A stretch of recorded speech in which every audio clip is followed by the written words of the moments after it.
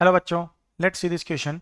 Area in square units of the region outside mod x upon 2 plus mod y upon 3 equals to 1 and inside the ellipse x square upon 4 plus y square upon 9 is equal to 1 is.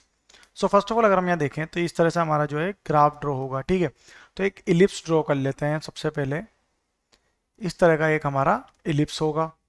Okay, तो इसकी equation क्या given है? X square upon 4 plus Y square upon 9 equals to 1. अब एक region हमें यहाँ given है mod X upon 2 plus mod Y upon 3 equals to 1. तो इसका जो रीजन बनेगा वो इस तरह का रीजन होगा. ठीक है, ये इस तरह का इसका रीजन होगा.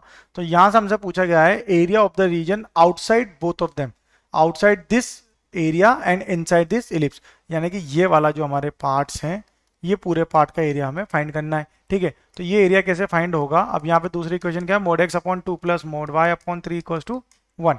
तो ये एरिया कैसे फाइंड होगा?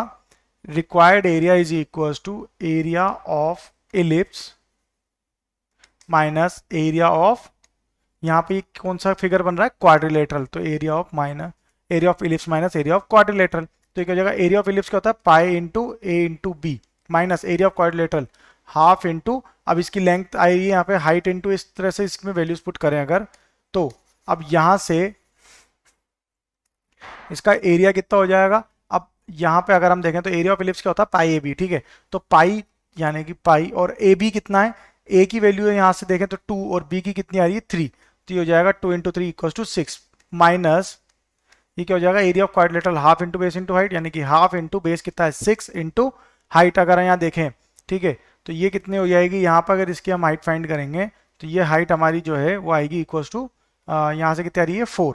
ठीक है, तो इस तरह से ये इसकी वैल्यू आ जाएगी. अब इसे सिंप्लीफाई करें तो कितना हो जाएगा? 6 पाई माइनस 2 3 जा 4 3 जा 12, 6 पाई माइनस 12, तो 6 कॉमन आ रहा है यानी कि pi minus 2. So final answer is 6 into pi minus 2, that is option C. Best of luck.